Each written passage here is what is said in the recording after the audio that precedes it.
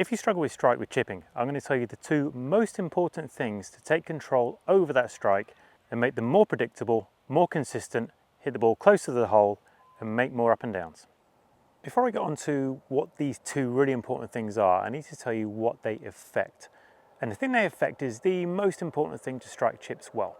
Now, you might think it's where you hit the ground, and yeah, it kind of partially is. What's more important, however, is the depth of your low point. So say the ground's here and the club is traveling down on a curve to a spot, it's going to touch the ground somewhere, but it would have headed somewhere beneath the surface of the ground. That is called your low point depth. How deep you position your low point influences where you touch the ground. Yes, there's forwards and backwards component, but this overrides everything. Now what we find is players who control their low point depth really well can clip it off almost any kind of surface. Is there an optimum? Maybe. It's not as deep underground as maybe you might think. It's actually very, very close to the surface, but you don't have to chase that perfection. What you need is consistency in low point depth and start to recognize what yours is and how you accommodate it. But before I go down too much of a rabbit hole, let's look at those two things that really control the depth of the low point, because that's what we're focusing on. These two things are the width of your swing, all right? So how wide the swing is, how wide it gets, narrow it gets. If you imagine a big circle surrounding your body, if that circle shrinks or grows, the point under the surface where your club would get to is going to change, all right? So the radius or width of your swing is number one. Number two is where you position the center of that imaginary circle around me. So if I've got this circle, and let's say it's perfectly uniform, doesn't change at all. If I move the center of the circle, let's say it's up here, up and down, where my club bottoms out as far as low point depth, where it touches the ground is going to change. So controlling the width of your swing or the radius and the center of that radius or width is key. I'm going to try and address this in a few different ways. Okay, the first thing we're going to look at though is the width of the swing. If I set up and I have quite a long radius at addressing and lengthen everything out, and I keep everything perfectly constant throughout the swing, which is pretty much unachievable, but a reasonable goal. If I can control it and keep it constant and wide in this instance, I can control the center of the circle up here somewhere. If I don't move that around too much, I'm probably going to have reasonable control over low point depth. So you can hear the sound of it, pretty clean, good contact with the ground, no issue at all. Do I want to chip like that? Probably not. We could go opposite end of things. Let's have a really narrow swing. So I set up hands much lower, so more angle in here. I could keep that radius really narrow, and again, not have to move the center of my swing very much. So I'm going to chip in a bunch of different ways today, so it's going to be fun. I will miss hit some, but we're just trying to kind of demonstrate the principles here. So I'm going very narrow swing, different setup, but again, trying to keep the radius or the size of my circle constant. Okay, that was pretty good. That's actually really hard to strike. Being as awkward and low as it was, it's not kind of chip-like. But again, I'm just trying to illustrate the point that if my circle is constant, I can have a fairly fixed center and not worry about ground contact too much. Let's step into the realms of reality. A constantly perfect uniform circle is kind of unachievable. The size of it will be changing somewhat on the downswing, and to accommodate that, you might need to move the center of that circle around a little bit. So what I mean by that is if I have a circle that is getting bigger, it's starting to stretch. So let's say I like to feel like I release the club out. I would probably step back to a few other videos of mine and see what I really think about release and how necessary it is now complex. But that's another story. Go and check out my previous stuff. If I have a swing that's getting wider, if I don't move the center of my circle up and out of the way, I'm going to hit the ground early. So I'm going to get wider. I'm going to stay down on this one. So I'm going to try and get a little bit wristy. I'm going to try and use the bounce. Exactly. I'm going to feel some of this. Okay, now if I keep my chest at the same height here, I'm going to hit the ground very early. Very early. Absolute disaster. Right. I didn't drop into the golf ball. My swing got wider.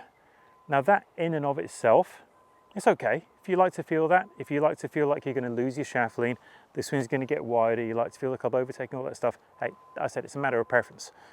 To accommodate that though, I need to make sure that for every little bit my swing gets wider, I start to move up away from the ground to make space for it.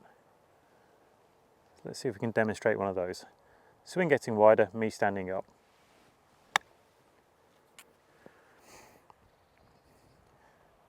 So essentially I've done exactly the same thing with my wrist. Same release, tried to do all the same stuff, but I've made space for it by moving up and away from the ground. Again, we're having to try and match two things together there. And this is a fun point. In my effort to try and use the bounce and release it, line the shaft up, not lean it, I'm going to hit the ground further back and probably dig the leading edge in more than if I didn't. Crazy irony, right? What about a swing that gets narrower? This would be the unusual one, not a common combination at all. So I'm going to get narrow on the way down. So my club now, it's very narrow, short radius. I've got to try and get the club on the ground somehow. Two ways I can do it.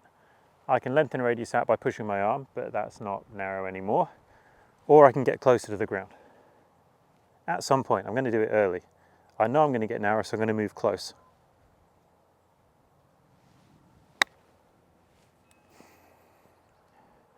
Again, perfectly acceptable strike, so I've got no issue with that whatsoever. And that begs the question, what exactly are we looking for? Well, there isn't an ideal. It is a matter of preference. There are certain things I would look to not do though. One of them would be to really try and release the club out, because it gets very wide and you have to stand up so quickly on such a short shot. It's kind of hard to manage. I would rather see the effort or the intent to make the size of the circle very constant on the way down. So we're looking to not change the wrists. We're looking to not really change the length of the arms. If we can keep it as close to constant as possible without going super rigid and artificial, we're going to have a more manageable depth of low point. I won't have to move my body around as much, and I can clip the top of the grass in the same way every single time. So we're going to take care of business. We're going to do those two things. My preference is to have just a little bit of softness in the hands, but I'm not going to release the club out particularly quickly. And a decent body pivot to really control the center of the circle. Don't need to stand up particularly quickly. That was marginally clean, but not bad.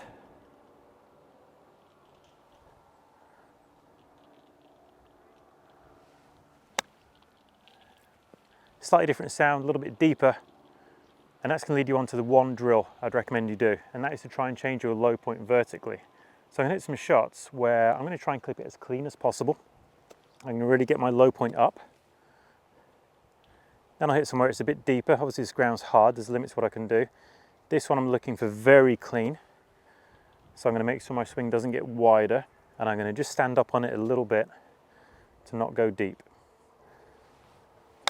There it is. Up a little bit too much for the size of the swing. Let's go a bit more groundy, slightly deeper. You're going to hear a bit more of a thump. So I'm going to let my swing get a little bit wider.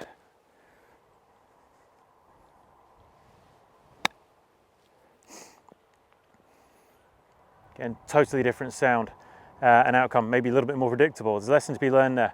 You control those two things, the radius or size of your swing or the width of the swing, and the center of the circle that everything is rotating around. You can control ground contact really easy. Everything else is a matter of preference. If this kind of stuff interests you, then YouTube is going to recommend a video over here for you to check out now. But you could also visit the Wedge Matrix Academy. If you want more of this content and to get better faster, that's the place to go. Check out the links in the description below.